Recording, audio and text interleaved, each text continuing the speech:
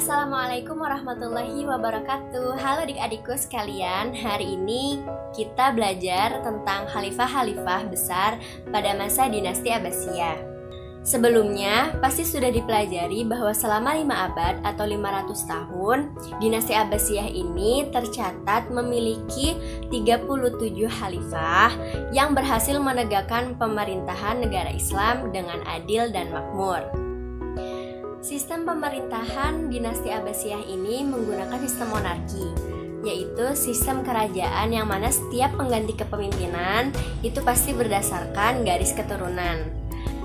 Dinasti Abbasiyah ini didirikan pada tahun 750 Masehi oleh Abu al-Abbas as-Saffah. Dari banyaknya khalifah-khalifah pada masa dinasti Abbasiyah ini, ada beberapa khalifah yang berhasil membawa dinasti Abbasiyah kepada kejayaannya. Yang pertama, ada Khalifah Abu Ja'far al-Mansur. Yang kedua, ada Khalifah Harun ar-Rasyid. Dan yang ketiga, ada Khalifah Abdullah al-Ma'mun. Nah, adik-adik, perhatikan dan fahami baik-baik dari penjelasan khalifah-khalifah setelah ini. Kita ke khalifah yang pertama, yaitu ada Khalifah Abu Ja'far al-Mansur, terkenal dengan sebutan al-Mansur. Nama lengkap dari khalifah pertama ini adalah Abu Ja'far Abdullah bin Muhammad al-Mansur. Lahir pada tahun 101 Hijriah di Humaimah. Ada juga yang mengatakan di Hamimah. Keduanya tidak masalah. Kemudian, khalifah ini dilantik pada tahun 754 Masehi, usia 36 tahun.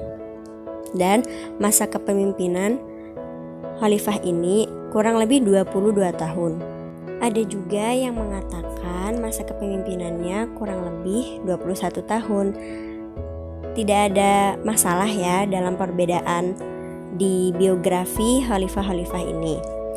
Nah, Khalifah Abu Ja'far al-Mansur ini wafat pada tahun 775 Masehi di Mekah pada usia 57 tahun dan diberi gelar sebagai bapak pembangunan dinasti Abbasiyah karena Khalifah Abu Ja'far al-Mansur ini memiliki banyak jasa dan juga perkembangan peradaban Islam yang sangat memajukan dinasti Abbasiyah. Kita lanjut ke kepribadian Khalifah al-Mansur, yaitu yang pertama ada tegas, kemudian pemberani, cerdas, bijaksana, baik budi, dan berpikiran maju. Khalifah al-Mansur sangat pintar dalam menyelesaikan berbagai persoalan yang melanda pemerintahan dinasti Abbasiyah. Dia juga sangat mencintai ilmu pengetahuan, sehingga kecintaannya ini menjadi dasar bagi berkembangnya peradaban Islam pada masanya. Selanjutnya kita bahas jasa-jasa al-Mansur. Jasa-jasa al-Mansur pada masa dinasti Abbasiyah ini sangat banyak. Yang pertama adalah mendirikan kota Baghdad dengan 100.000 tenaga kerja. Yang kedua, membentuk lembaga-lembaga negara serta kepolisian negara dalam pemerintahan. Ketiga, membentuk dewan penerjemah dari bahasa Latin dan Yunani ke dalam bahasa Arab. Yang keempat, bidang pertanian dimajukan untuk memperkokoh ekonomi. Dan yang terakhir, mendirikan perguruan tinggi dengan nama Baitul Hikmah.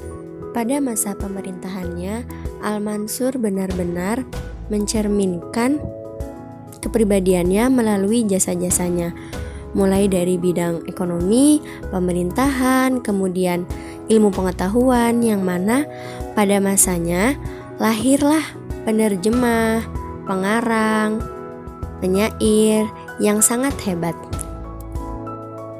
Kita lanjut ke Khalifah Harun ar-Rasyid.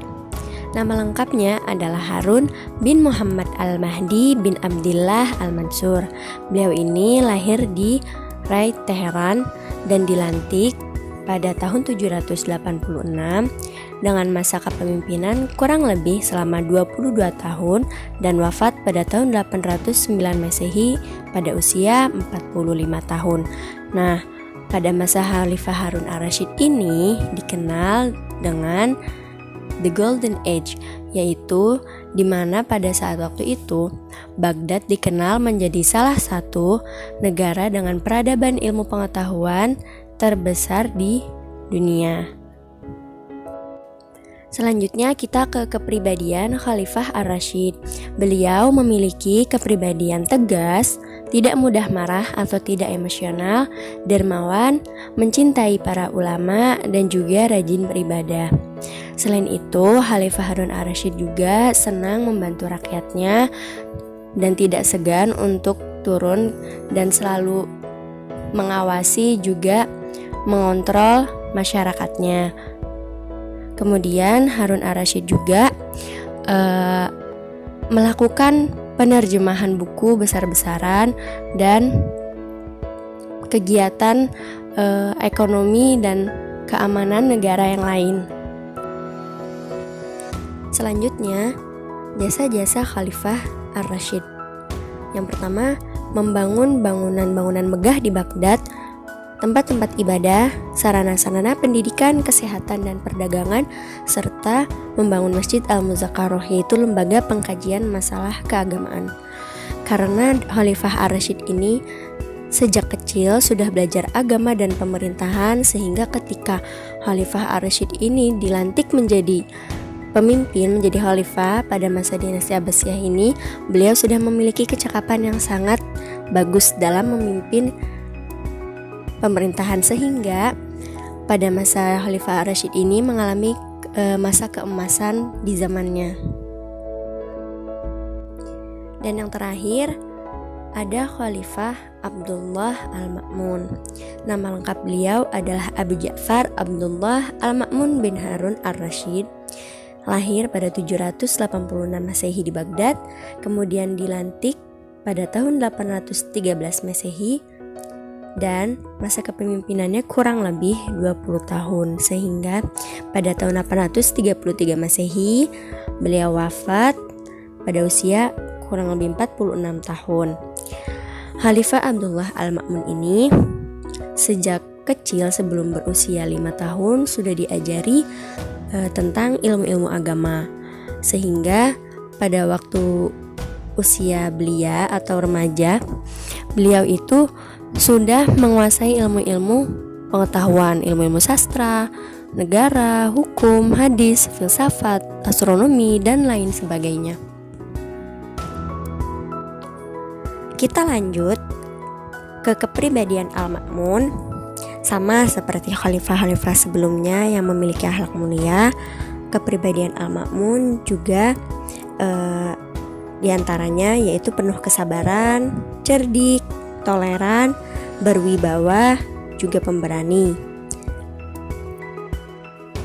Dan yang terakhir yaitu ada jasa-jasa dari Khalifah Al-Ma'mun, yaitu ada meluaskan pertanian dan perdagangan, membentuk sebuah gerakan penerjemah karya-karya kuno terutama dari Syria dan Yunani ke dalam bahasa Arab, kemudian mendirikan lembaga pengkajian keagamaan serta mengatasi berbagai pemberontakan pada saat itu.